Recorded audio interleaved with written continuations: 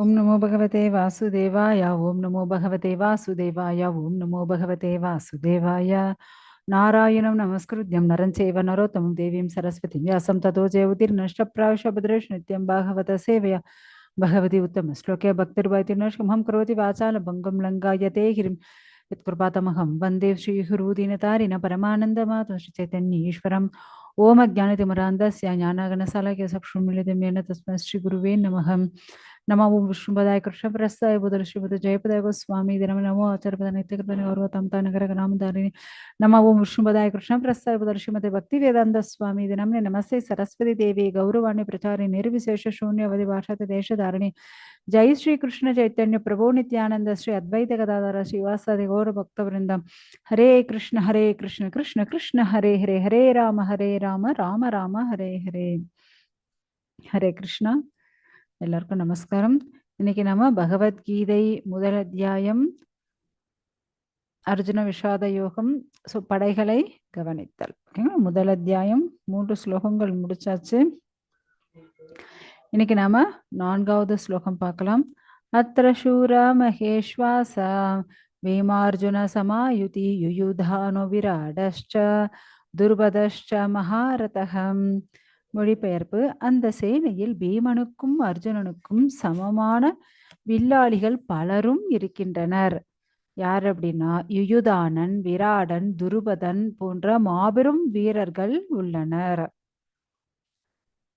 ஏன்னா இங்க பீமனை போல அர்ஜுனை போல பலமிக்கவர்கள், அவங்களுக்கு சமமா இன்னும் நல்ல வில்லாளிகள், சண்டை போடக்கூடியவர் நிறைய பேர் இருக்காங்க அப்படின்னுட்டு இதெல்லாம் யாரு சொல்லிட்டு இருக்கிறது? துரியோதனன் சொல்லிட்டு இருக்கோம். சோ துரியோதனன் எப்பவுமே எல்லார் மேலயும் என்ன செஞ்சிட்டு இருப்பான் அப்படின்னா பொறாமைப்படக்கூடியவன். துரியோதனன் என்ன? பொறாமையை தவிர எனக்கு வேற இதுவே கிடையாது. சரி, நீங்க பாத்தீங்க அப்படின்னா அவனுக்கு அவ்வளவு சொத்து இருந்தாலும் பாண்டவர்கள் வச்சுட்டு இருக்கிறது மேல அவனுக்கு அதிகமான ஆசை, பற்றுதல், அதாவது பேராசை பிடித்தவன். ஆக்சுவலா அவனுக்கு ரொம்ப கீழ்த்தனமான எண்ணங்கள் அதிகமாக கொண்டவன் அவனுக்கு. ஏன்னா இப்ப அவங்களுக்கு 7 அக்ஷோகினி சேனை இருக்கே அப்படின்னுட்டு அவனுக்கு என்ன வந்துடுச்சு? ஃபர்ஸ்ட் பொறாமை வந்துடுச்சு. ஐயோ, நமக்கு 11 தான் இருக்கே, அவங்க கிட்ட 7 வந்துடுச்சு. ஆனா அவங்களத விட இவனது அதிகம்தான். ஆனா அதை உணரவே மாட்டான். முக்கியமா பெரியவங்களுக்கு முதல்ல ரெஸ்பெக்டே கொடுக்க மாட்டான், மரியாதையே செலுத்த மாட்டான். முக்கியமா நமக்கு பிரியமானவங்களை நம்ம எப்படி பார்த்துக்கணும்? ரொம்ப அன்போட பிரியத்தோட பார்த்துக்கணும். ஆனா இவங்கிட்ட அதை மட்டும் எதிர்பார்க்கவே முடியாது. ஏன்னா தன் மேல பிரியமானவங்களே எப்படி பார்த்துட்டு இருப்பாங்க? ஒரு மாதிரி வெறுப்போட தான் பேசுவோம். ஏன்னா அப்படி ஒரு போட்டி பொறாமை பிடிச்சவங்க தான். அதே போல முக்கியமா அவங்களுடைய படையை பார்த்துட்டு ஃபர்ஸ்ட் இவனுக்கு என்ன வந்துடுச்சு? பயம் வந்துடுச்சு. அதுக்கப்புறம் என்ன ஆகும் அப்படின்னா தன்னுடைய படை மேல இவனுக்கே நம்பிக்கையே இருக்காது. இப்ப இப்ப என்ன பண்றான்? மத்தவங்களுடைய படையில இருக்கக்கூடியவங்களும் புகழ்ந்து பேசிட்டு இருக்கான். இப்ப யாரை பத்தி பேசிட்டு இருக்கா? பாருங்க, அந்த படையில அர்ஜுனனுக்கும் பீமனுக்கும் சமமாக யார் இருக்கிறார்கள்? யுதானன், வீராடன், துருபதன் இவங்கெல்லாம் இருக்காங்க. அது மட்டும் இல்ல, பாருங்க அடுத்த ஸ்லோகத்துல திருஷ்டகேது ஷேகிதா நக காஷிராஜஷ்ச வீரியவான் புருஜித் குந்திபோஜஷ்ச சைப்யஷ்ச நரபுங்கவகம். மற்றும் யாரெல்லாம் இருக்காங்க அப்படின்னா திருஷ்டகேது இருக்காங்க, ஷேகிதானன் இருக்காங்க, காசிராஜன் இருக்காங்க, புருஜித், குந்திபோஜன், ஷைப்யன் போன்ற பலமிக்க போர் வீரர்களும் இருக்காங்க. பாருங்க எவ்வளவு பெரிய லிஸ்ட் சொல்லிட்டு இருக்கேன் பாருங்க. அடுத்த ஸ்லோகம் 6வது ஸ்லோகத்துல நீங்க பாத்தீங்க அப்படின்னா இதாமன்யுஷ்ச விக்ராந்த உத்தமௌஜாஷ்ச வீரியவான் சௌபத்ரோ திரௌபதேயஷ்ச சர்வ ஏவ மகாரதகம். மற்றும் யார் இருக்கிறாங்க தெரியுங்களா? வீரனான யுதாமன்யு இருக்காங்க, பலமிக்க உத்தமௌஜன் சுபத்திரையின் புதல்வானன் யாரு? அபிமன்யு. அதுக்கப்புறம் திரௌபதியின் குமாரர்கள் இவங்கெல்லாம் இருக்காங்க. ஆக மொத்தத்துல இப்ப இவனுக்கு என்ன வந்துருச்சு, அவன் படை மேல நம்பிக்கையே கிடையாது. அதனாலதான் மற்றவர்கள் படைய புகழ்ந்து சொல்லிட்டு இருக்கான். அதே போல குருவையும் திட்ட ஆரம்பிச்சுடுவான். பீஷ்மர் பீஷ்மர் இவங்களுக்காக தான் சண்டை போடவே வந்தாரு. குருவை திட்டுறது, பீஷ்மரை குறை சொல்றது, ம் இப்படி அவங்க படை மேல பேராசைப்படுறது, இப்படி அனைத்து தப்பான விஷயங்களையும் பண்ணக்கூடியவன் யாரு அப்படின்னா யாரு? துரியோதனன் தான். சொன்னாலும் கேட்கவே மாட்டான். அப்படி ஒருத்தன் என்ன பண்ண முடியும் சொல்லுங்க. இப்ப அங்க ஆப்போசிட்ல இருக்கிறது எல்லாமே யாரு? திரௌபதியோடைய பசங்க. அவங்களாம் சின்ன பசங்க. அந்த பசங்க மேல கூட பொறாம. என்ன பண்ண முடியும்? ஆக்சுவலா இந்த போர் உருவாகிறதுக்கு காரணமே யாரு அப்படின்னா துரியோதனன் தான். ஏன்னா பகவான் முதல்ல எதுக்காக வந்தாரு? அஸ்தினாபுரத்துக்கு ஒரு தூதுவனா வந்தார். ஸோ அந்த தூதுவனா வரும்போது அதை அக்செப்ட் பண்ணிக்கணுமா இல்லையா? அதுவும் பண்ணிக்கல. ஏன்னா எடுத்த உடனே போருன்றது பாண்டவர்களுக்கு விருப்பமே கிடையாது. ஏன்னா போருன்னு ஒண்ணு நடந்தாலே அங்க அழிவு கண்டிப்பா நடக்கும் இல்லையா? சோ அதனாலதான் அவங்க எடுத்த உடனே போருக்குன்னு வரவே இல்லை. முக்கியமா அவங்க அதனாலதான் தூதுக்கு யார அனுப்புனது? கிருஷ்ணர் அனுப்புனது. சோ முக்கியமா நம்ம தர்மத்தை ஃபாலோ பண்ணணும். தர்ம பிரகாரம் நம்ம நடக்கணும் இல்லையா? சோ அதனால யுதிஷ்டர் என்ன பண்றாரு? ஃபர்ஸ்ட் கிருஷ்ணர் அனுப்பியாச்சு. பகவானே நீங்க போங்க, போய் அவங்க கிட்ட சொல்லுங்க, நாங்க 12 வருடம் வனவாசம், 1 வருஷம் அஜ்ஞானவாசம் முடிச்சாச்சு. ஸோ நீங்க சொல்லுங்க. ஸோ அதே போல போய் பகவான் சொல்றாரு, இதுதான்ப்பா சமாதானம் பேசுற. அதாவது நீங்க கேட்டுருக்கலாம், சாமதான பேத தண்டம். ஸோ பகவான் ஃபர்ஸ்ட் சமாதானம் பேசுறார். கிருஷ்ணர் தூது போறார். கேட்டாங்களா? இல்ல. தானம், அப்பா நீங்க கொடுத்ததையாவது வாபஸ் கொடுங்க. இல்ல கொடுக்க மாட்டேன். சரி, அட்லீஸ்ட் ஒரு 5 நகரத்தையாவது கொடுக்க மாட்டேன். 5 கிராமம் முடியாது. 5 வீடு அதுவும் முடியாது. ஊசி குத்துற இடம் கூட கொடுக்க மாட்டேன். சோ தானம் அப்படியாவது பேசி, அதுவும் இல்லை. நெக்ஸ்ட் பேதம், எப்பா இது தப்பு, இது சரி. தர்மோ ரக்ஷித ரக்ஷிதக. ஸோ நாம தர்மத்தை காப்பாற்றணும்னு வச்சுக்கோங்க, தர்மமே நம்மளை காப்பாற்றும். ஓகே. ஸோ இப்படி இது நல்லது எல்லாத்தையும் விலக்கி சொல்லிட்டு இருக்காங்க. அப்பவும் கேட்கல. பேதப்படுத்தி பார்க்கறாங்க, எது தர்மம் எது அதர்மம்னுட்டு. கேட்டாங்களா? இல்ல. கடைசியில தண்டம், சாமதான பேத முடிஞ்சது. கடைசியில தண்டம். அதனாலதான் இப்ப போர்ல நிக்கிறாங்க. இந்த போர்ல நின்னாலும் என்ன நடக்குதுங்க? அப்பவும் எதிரி படைய பார்த்து பொறாமப்பட்டு இருக்கான். சோ கண்டிப்பா நம்மளுடைய அடையாளத்தை மறந்து அவன் இருந்துட்டு இருக்கான். நம்ம போன கிளாஸ்ல கர்க சமேதியில பார்த்தோம். யாருக்கு ஞாபகம் இருக்குன்னு தெரியல.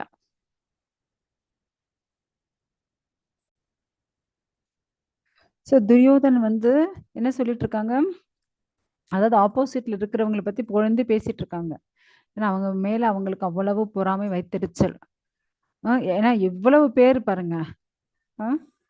அர்ஜுனன், பீமன், யுதாமன்யு, விராடன், துருபதன், திருஷ்டகேது, சேகிதானன், காசிராஜன், புருஜித்து, குந்தி போஜன், அப்புறம் ஷைப்யன், அப்புறம் வீரனான யுதாமன்யு, உத்தமோஜன், சுபத்ரையோட மகனான அபிமன்யு, அப்புறம் திரௌபதியோட பசங்க, மொத்தம் 19 பேர் சொல்லியாச்சு.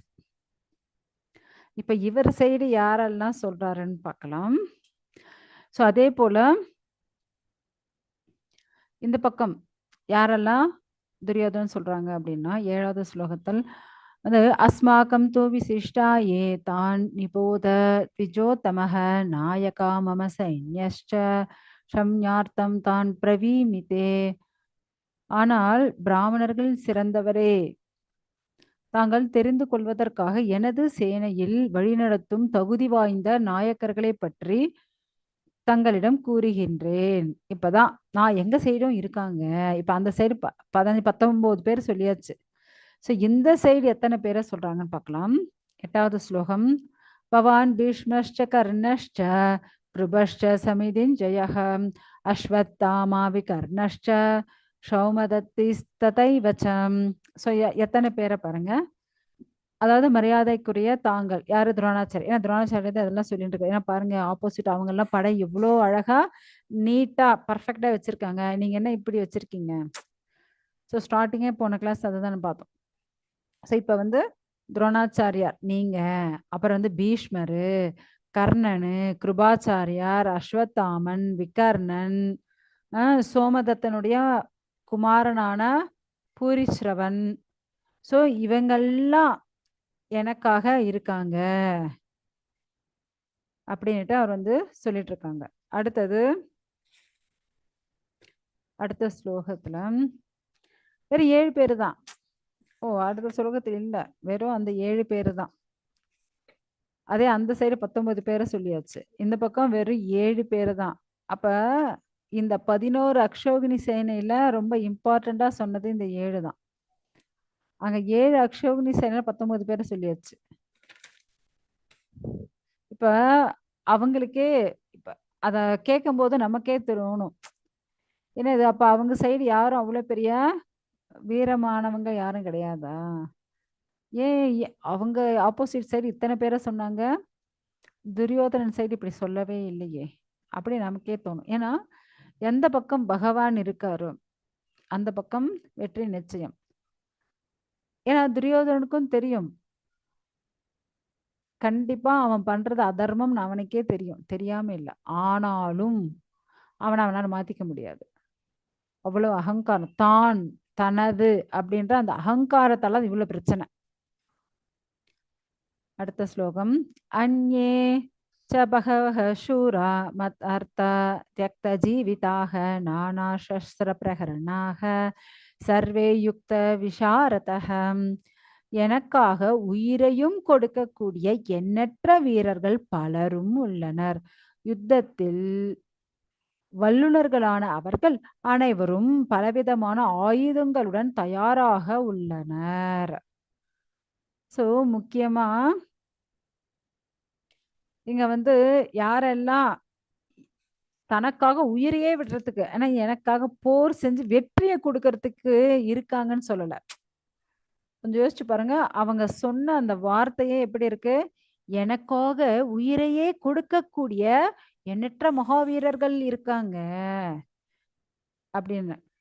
ஏன்னா இப்ப துரியோதனனுக்கே தெரியுது நாம வந்து வெற்றி அடைய மாட்டோம் அப்படின்னுட்டு. ஏன்னா அவன் சைடு அதர்மம் இருக்குன்னு அவனுக்கே தெரியுது. இப்ப சில பேரு மனசாட்சி உறுத்தமா வருத்தாதான், ஏய் இதுதான்ப்பா கரெக்ட், ஆனா நீ தவறு செய்யற. ஏன்னா அகங்காரத்தால அவங்க தவறு செய்யறாங்க.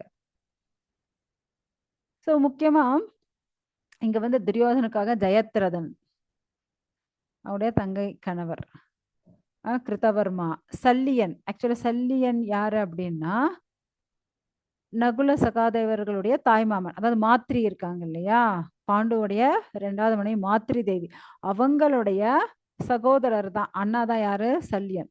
ஸோ அவங்களையும் ஏமாத்தி கூட்டிட்டு வந்தாச்சு. ஆக்சுவலா சல்லியன் வந்து தன்னுடைய மொத்த போர் படை வீரர்களோட வந்துட்டு இருக்காங்க அவங்க நாட்டுல இருந்து. ஸோ அவங்க கரெக்டா நைட்டு எங்க ஈவினிங் வருவாங்களோ அந்த இடத்துல ரெடியா இவங்களுக்காக வந்து பந்தலெல்லாம் போட்டு, ஏன்னா நடந்து வரணும், தேரில் வரணும், குதிரைகள் யானைகள் மொத்த படையும் வந்துட்டு இருக்கு. ஸோ அங்க இவங்களுக்காக ரெடியா சமையல் எல்லாம் ரெடியா இருக்கு. எல்லாரும் வந்து ரெஸ்ட் எடுக்கிறதுக்கான அனைத்து சுஷ்மிஷங்களும் பண்ணி வச்சாச்சு. ஆக்சுவலா சல்லியன் நினைச்சுட்டாரு யுதிஷ்டர் தான் பண்ணியிருக்காருன்னுட்டு. ஆனா பண்ணது யாரு அப்படின்னா துரியோதனன். திரும்ப அங்க அவங்க சாப்பிட்டுட்டு நைட் ரெஸ்ட் எடுக்கிறாங்க. திரும்ப மறுநாள் காலையில கிளம்பி திரும்ப இன்னொரு நகர்ந்துதான் எல்லாமே வந்து யானைகள், குதிரைகள், காலாட்படை, தேர்கள் எல்லாம் வரும்போது அது என்ன ஒரு நாள் எல்லாம் வர முடியாது, ஒரு 2-3 நாள் ஆகுது. ஸோ அந்த 2-3 நாள்ல இவங்க வந்து ஸ்டே பண்றதுக்கான இடம், சாப்பிட்றது, தூங்குறது எல்லாத்தையும் ரெடி பண்ணி யார் வச்சது அப்படின்னா துரியோதனன். ஸோ கடைசியில இங்க குருக்ஷேத்திரக்கு வந்து பார்க்கும்போது தான் தெரியுது சல்லியனுக்கு இதை அனைத்தும் செஞ்சது யுதிஷ்டர்னு நினைச்சுட்டு இருக்காரு. ஆனா பண்ணது யாரு? துரியோதனன். அதனால செஞ்சோற்று கடத்திற்கு அத்தனை படைகளுக்கும் உணவு கொடுத்தானே. அதனால ஆக்சுவலா அவர் யுதிஷ்டர் கூட இருந்து சண்டை போடணும். ஏன்னா தாய்மாமன் வெறும் நகுல சகாதேவர்களுக்கு மட்டும் கிடையாது, மொத்த பாண்டவர்களுக்கே அவங்க தாய்மாமனா இருக்கக்கூடியவர். ஆனா இப்ப என்ன ஆயிடுச்சு, இவங்களுக்கு ஆப்போசிட்டா துரியோதனுக்கு ஆதரவா சண்டை போடுறதுக்கு தயாராக இருக்காங்க. அததான் இங்க பெருமையா துரியோதனன் சொல்லிட்டு இருக்கோம். எனக்காக உயிரையும் கொடுக்கக்கூடிய எண்ணற்ற போர் வீரர்கள் இருக்காங்க அப்படின்னுட்டு, இல்லையா? ஏன்னா நியாயம் தன் பக்கம் இல்லைன்னு தெரிஞ்சும் அகங்காரத்துல பண்ணிட்டு இருக்காங்க. நெக்ஸ்ட், அபர்யாப்தம் தத் அஸ்மாகம் பலம் பீஷ்மாபி ரக்ஷிதம் பர்யாப்தம் த்விதம் ஏதேஷாம் பலம் பீஷ்மாபி ரக்ஷிதம். பாட்டனார்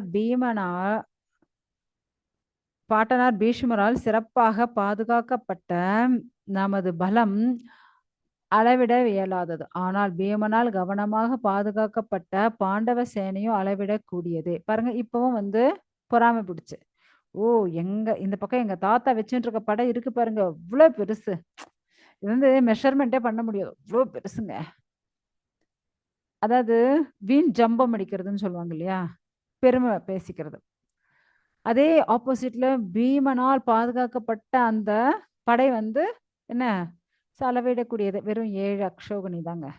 அதே எங்க தாத்தா வச்சுட்டு இருக்காரு பாருங்க, இவ்வளவு பெருசு அப்படின்னுட்டு அப்படி பெருமை பேசிக்கிறான், ஜம்பம் பேசின்னு இருக்கான். வேற ஒண்ணும் இல்லை, பொறாமை பிடிச்சவங்க தானே இப்படி எல்லாம் பேசுவாங்க.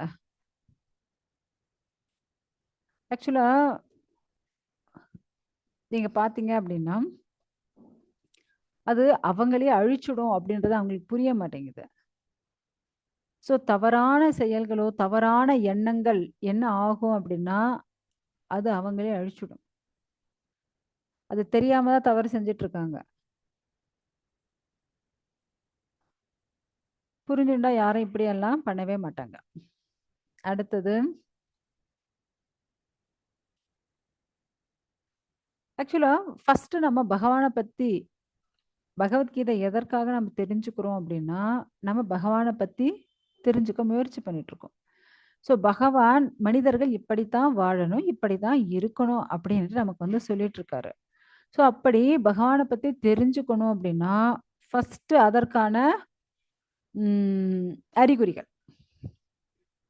எப்படி இருக்கணும்னா ஃபர்ஸ்ட் நமக்கு உற்சாகம் இருக்கணும். ஸோ பகவான் என்ன சொல்லியிருக்காரோ தெரியலையே, ஸோ பகவான் என்ன சொன்னாலும் அதை தெரிஞ்சுக்க நான் தயாராக இருக்கேன் அப்படின்னுட்டு அந்த உணர்வு நமக்கு வரணும். இப்ப அப்படி ஒரு உற்சாகம் உணர்வு எப்ப வரும்? இப்ப நீங்களே சொல்லுங்க, எப்ப நமக்கு உற்சாகமும் வரும்? உற்சாகம் இருக்கணுமா? ஸோ பகவானை பத்தி தெரிஞ்சுக்கணும் அப்படின்ட்டு அந்த உற்சாகம் வரணுமா? இப்ப புதுசா ஓகே, நம்ம இப்பதான் புதுசா அந்த ஸ்கூலுக்கு போயிருக்கோம், ஓ இன்னைக்கு என்ன நமக்கு சொல்லி கொடுக்க போறாங்க, அந்த குழந்தைங்க எதிர்பார்த்து காத்துட்டு இருப்பாங்க இல்லையா? ஓ இன்னைக்கு மிஸ் ஏதோ புது லெசன் எடுக்க போறேன்னு சொன்னாங்களே, புதுசா வேற ஏதோ சொல்லி கொடுக்க போறேன்னு சொன்னாங்களே, என்னவா இருக்கும்?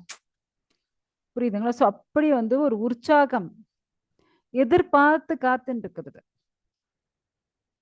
அது போல நம்ம உற்சாகத்தோட இருந்தா மட்டும்தான் நம்மளால பகவத்கீதையை பத்தி புரிஞ்சுக்க முடியுமா?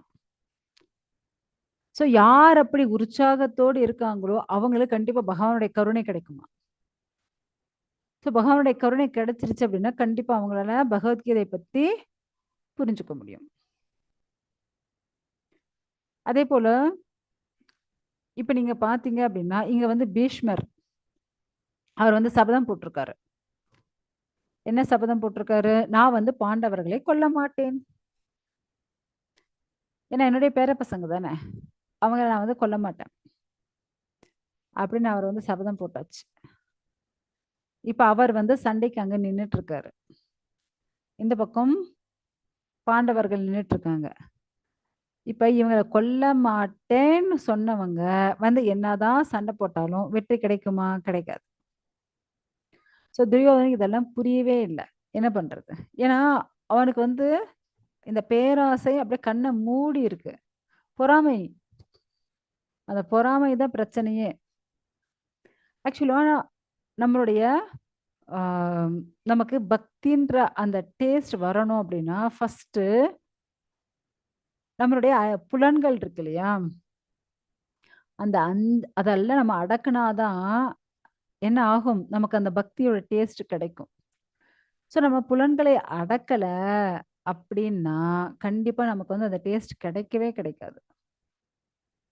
அது போல இவனுக்கு எல்லா நல்லவங்க இருக்காங்க, இருந்தும் இவனுடைய துர்புத்தியால, இவனுக்கு சகுனி கொடுத்த துர்போதனையால, பொறாமை குணத்தால அவனுடைய வாழ்க்கை எப்படி இருக்கு, ரொம்ப கவலைக்கிடமா இருக்கு. வேற ஒன்றும் சொல்ல முடியாது, அப்படிதான் இருக்கு. ஓகே, நம்ம அடுத்த ஸ்லோகம் பார்க்கலாம்.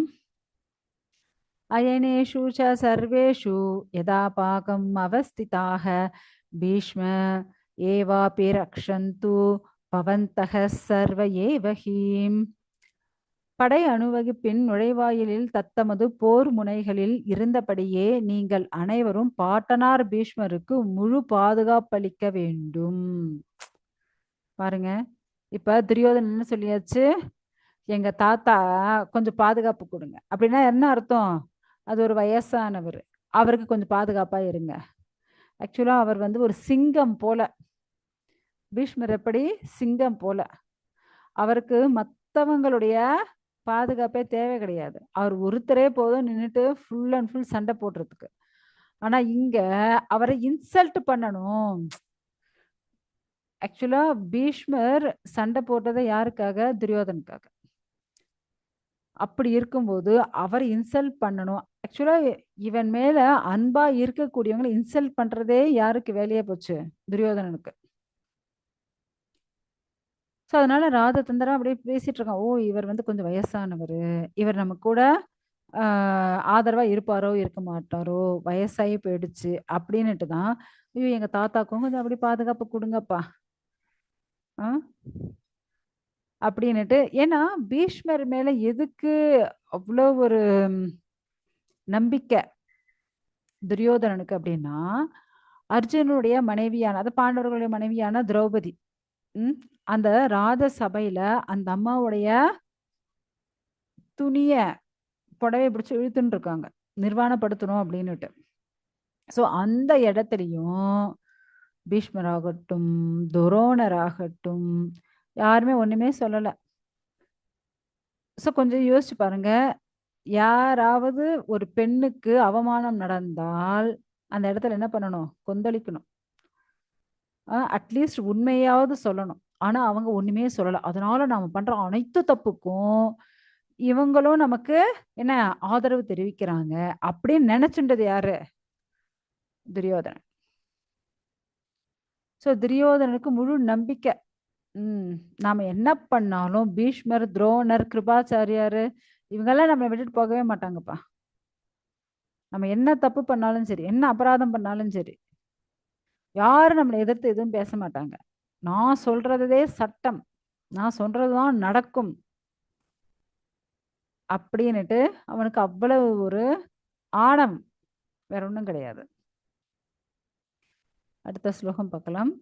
தஸ்ய சஞ்சனயன் ஹர்ஷம் குருவிருத்தः பிதாமகः சிம்மநாதம் வினத்யோச்சை சங்கம் தத்மௌ பிரதாபவான். பின்னர் குருவம்சத்தின் மாபெரும் வீரரும் பாட்டனாருமான பீஷ்மர் தனது சங்கை சிம்ம கர்ஜனை போன்று உரக்க ஊதி துரியோதனனுக்கு மகிழ்ச்சியை கொடுத்தார். ஸோ துரியோதனன் இப்படி சொன்ன உடனே அவருக்கு ரொம்ப கஷ்டமாயிடுச்சு. ஸோ இப்போ அவனை சந்தோஷப்படுத்தணும். ஓ நம்ம வந்து ஒரு வயசானவன் நினைச்சுட்டா போல் இருக்குவேன் அப்படின்னுட்டு உடனே துரியோதனை நம்ம வந்து சந்தோஷப்படுத்தணுமே அப்படின்னுட்டு பீஷ்மர் என்ன பண்றாரு, அப்படியே அவருடைய சங்கை எடுத்து அப்படியே ஊத ஆரம்பிக்கிறார், பயங்கரமா ஊதுறார். இப்ப அந்த இடமே எப்படி இருக்கு அப்படின்னா, ததக சங் ததக சங்காஷ்ச பேரியஷ்ச பணவானக கோமுகாக சகசைவாப்ய ஹன்யந்தம் சப்தஸ்துமுலோ அபவத். ஸோ இப்போ என்ன நடக்குது அப்படின்னா, இவர் சங்க ஊத ஆரம்பிச்சாச்சு. அப்படின்னா என்ன, போர் ஸ்டார்ட் ஆகிறதுக்கு முன்னாடி சங்கு ஊதுவாங்க. இப்போ வந்து அவர் சங்க ஊத ஆரம்பிச்சாச்சு. உடனே அங்கே வந்து மற்ற சங்குகள் மற்றவாலும் ஊதுறாங்க. மத்தளங்கள், முரசுகள், கொம்புகள், தாரைகள் அனைத்தும் வந்து எப்படி இருக்காம், எல்லாரும் வாசிக்கப்படுறாங்க. ஸோ இப்போ எல்லா அந்த இடமே எப்படி இருக்கு, பயங்கர பேரொளியா இருக்கு. ஸோ இப்போ அந்த சைடு ஊதியாச்சு, அவங்க மத்தளம் எல்லாம் கொட்டியாச்சு. போர் முரசு, மத்தளங்கள், கொம்புகள், சங்கு எல்லாம் ஊதிட்டாங்க ஆப்போசிட். அப்ப இந்த பக்கம் இருக்கவங்களும் என்ன பண்ணணும், அவங்களும் ஊதணும் இல்லைங்களா? ஸோ இப்போ இந்த சைடு பாண்டவர்கள் சைடு, ஏன்னா இந்த பக்கம் 7 அக்ஷோகினி சேனை தானே இருக்கு. ஸோ இப்போ இங்க என்ன நடக்குது அப்படின்னு நம்ம வந்து பார்க்கலாம். ததக ஸ்வேதேர் ஹயர் யுக்தே மகதி சந்தன் நேஸ்திதௌ மாதவ பாண்டவஷ்சைவ திவ்யௌ சங்கௌ பிரதக் மதுஹு. ஸோ இப்போ இந்த பக்கம் பாண்டவர்கள் சைடில் வெள்ளை குதிரைகள் பூட்டப்பட்டு அந்த ரதத்துல யார் இருக்கிறது, சாரதியா பகவான் ஸ்ரீ கிருஷ்ணர் இருக்கார். இப்ப அர்ஜுனன் என்ன பண்றாரு, தன்னுடைய தெய்வீக சங்கை எடுத்து ஊத ஆரம்பிக்க போறார். அப்ப அந்த போட்டோ எப்படி இருக்கும் பார்க்கறதுக்கு, அந்த இடம் எப்படி இருக்கும் அப்படின்னா, ஸோ யார்கிட்ட எல்லாம் பகவத்கீதை இருக்கு, ஸோ பகவத்கீதையினுடைய படத்துல நீங்க பார்த்தீங்க அப்படின்னா, ஒரே நிமிஷம் இருங்க, அந்த போட்டோ எடுக்கிறேன். அவ்வளவுதான், இதுதான். அதாவது நம்ம வந்து பகவத்கீதையில முன்னாடி அந்த படம் இருக்குமா, அதுக்கான அர்த்தம் இதுதான். ஸோ அந்த ஸ்லோகம் தான் இந்த 14வது ஸ்லோகம். வெள்ளை குதிரைகள் பூட்டப்பட்ட அந்த ரதத்துல யார் இருக்கிறது, பகவான் ஸ்ரீ கிருஷ்ணர் சாரதியாக இருக்கிறார். அர்ஜுனன் பின்னாடி சண்டைக்கு ரெடியாகி இருக்கிறார். இப்ப அவரு சங்க ஊதுறார். முடிஞ்சதா? ஸோ இதுதான் இந்த 14வது ஸ்லோகத்திற்கான படமே. அடுத்தது 15. பாஞ்சஜன்யம் ரிஷிகேஷு தேவதத்தம் தனஞ்சயः பௌண்ட்ரம் தத்மௌ மகாசங்கம் பீமகர்மா விருகோதரः. ஸோ இங்க வந்து பகவான் ரிஷிகேஷு. ஸோ ரிஷிகேஷர் அப்படின்னா யாரு, பகவான் கிருஷ்ணர். ஸோ ரிஷிகேஷன் என்ன அர்த்தம் அப்படின்னா, புலன்களை திருப்திப்படுத்தக்கூடியவர். முதல்ல புலன்களை திருப்திப்படுத்துறதுனா என்னங்க, இப்போ நமக்கு கண் இருக்கு, அதனோட பிரயோஜனம் என்ன, கண்ணு பார்க்கறது. ஸோ அது நமக்கு கிடைச்சது அப்படின்னா அது சந்தோஷம் தானே. இப்போ கண் இருக்கு ஆனால் அதில் பார்வை இல்லை அப்படின்னா கொஞ்சம் யோசிச்சு பாருங்க எவ்வளோ கஷ்டம். அதே போல காது இருக்கு, புலன்கள், காது இருக்கு, அதே அந்த காது கேட்க முடியல அப்படின்னா அது எவ்வளோ கஷ்டம்.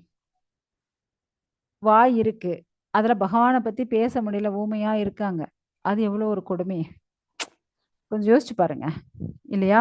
ஸோ இப்படி அனைத்து புலன்களுக்கான அந்த சக்தியை கொடுக்கக்கூடியவர் யாரு அப்படின்னா பகவான் தான், ரிஷிகேஷர். அதனால தான் பகவானுக்கு ரிஷிகேஷர், புலன்களுக்கு திருப்தியை கொடுக்கக்கூடியவர். ஸோ அந்தந்த புலனுக்கான அந்த சக்தியை கொடுத்து அதை திருப்திப்படுத்தக்கூடியவர் யாரு அப்படின்னா பகவான் தான். ஸோ இப்போ வந்து கிருஷ்ணர் என்ன பண்றாரு அப்படின்னா, பாஞ்சஜன்யம் அப்படின்ற தன்னோட சங்க எடுத்து அவர் ஊதுறார். அர்ஜுனன் வந்து தேவதத்தம் அப்படின்ற அந்த சங்க எடுத்து அவர் ஊதுறாரு. அப்புறம் பீமன், ஸோ வீர தீர சாகசங்களை புரியக்கூடிய பீமன், அவர் வந்து அவருடைய சங்கம் பவுண்ட்ரமன் அப்படின்ற அந்த சங்கம் எடுத்து அவர் ஊதுறார். இப்ப எல்லாரும் வந்து ஒவ்வொரு சங்கம் எடுத்து அவங்க வந்து ஊதுறாங்க. முக்கியமா நீங்க இங்க பாத்தீங்க அப்படின்னா, இந்த பகவத்கீதையிலே நமக்கு வந்து பகவானுடைய நிறைய பெயர்கள் வரும். ஃபர்ஸ்ட் வந்து மதுசூதனா அப்படின்னா மதுன்ற அசுரனை கொன்றதுனால. அடுத்தது கோவிந்தா, புலன்களுக்கும் பசுக்களுக்கும் இன்பத்தை தரக்கூடியவர். வசுதேவ, ஆக்சுவலா வாசுதேவர், பகவானுடைய பெயர் என்ன, வாசுதேவன். ஸோ வாசுதேவன் எதற்கு பெயர் வந்தது அப்படின்னா வசுதேவருடைய மகனாக இருந்ததுனால். அடுத்தது தேவகி நந்தன, ஸோ தேவகியுடைய மகன். யசோத நந்தன, யசோதையுடைய மகன். பார்த்த சாரதி, ஸோ அந்த பார்த்தன், பார்த்தன் யாரு? அர்ஜுனன். அர்ஜுனனுடைய சாரதி, அதனால பார்த்த சாரதி. எதுக்கு அர்ஜுனனுக்கு பார்த்த அப்படின்னு பெயர் வந்தது? ஸோ அதை பற்றி பார்க்கலாம். அடுத்தது ரிஷிகேஷர். ஸோ இப்படி பகவானுக்கு நிறைய பெயர்கள். நம்ம வந்து பகவத்கீதையில பார்த்தோம் அப்படின்னா பகவானுக்கு எண்ணற்ற பெயர்கள் இருக்கும். அதே போல அர்ஜுனனுக்கும் எண்ணற்ற பெயர்கள் இருக்கு. ஸோ இங்க வந்து பிரிதா, பிரிதான்னா யார் அப்படின்னா குந்தி தேவி. ஸோ குந்தியுடைய முதல் பெயர் என்ன? பிரிதா. ஸோ அந்த பிரிதாவுடைய மகனாக இருந்ததனால் அர்ஜுனனுக்கு பார்த்த அப்படின்னு பெயர். ஸோ அந்த பார்த்தனுக்கு சாரதியாக பகவானே இருக்கிறதுனால பகவானுக்கு பார்த்த சாரதி அப்படின்ட்டு பெயர் வந்துச்சு. புரியுதுங்களா? ஸோ இப்படி பகவான் வந்து நிறைய பெயர்கள்ல அழைக்கப்படுறாங்க. அதே போல இங்க வந்து பீமன், பீமனுக்கு இங்க இன்னொரு பெயர் என்ன சொல்லப்பட்டிருக்கு? விருகோதரன். ஏன்னா விருகோதரன் அப்படின்னா ஆக்சுவலா வந்து இந்த இடும்பனை, இடும்பனை வந்து பீமன் வந்து கொல்லுவாங்க. ஸோ அவ்வளவு ஒரு பராக்கிரமசாலியா அந்த இடும்பன், அவனையே பீமன் வந்து கொன்னதுனால பீமனுக்கு விருகோதரன் அப்படின்ற பெயர் வந்துச்சு. ஆக்சுவலா ஒவ்வொரு பெயருக்கும் ஒவ்வொரு அர்த்தங்கள் இருக்கும். ஸோ அதை பற்றி நம்ம வந்து இதனுடைய தொடர்ச்சியை வந்து நம்ம அடுத்த கிளாஸ்ல பார்க்கலாம். இன்னும் மற்றவர்கள்லாம் என்னென்ன சங்கு ஊதுனாங்க, ஸோ அந்த சங்குடைய மகத்துவம் என்ன அப்படின்னுட்டு நம்ம வந்து பார்க்கலாம். ஸோ உங்களுக்கு ஏதாவது சந்தேகம் இருந்தால் கேட்கலாம் மாதாஜி. ஹரே கிருஷ்ணா.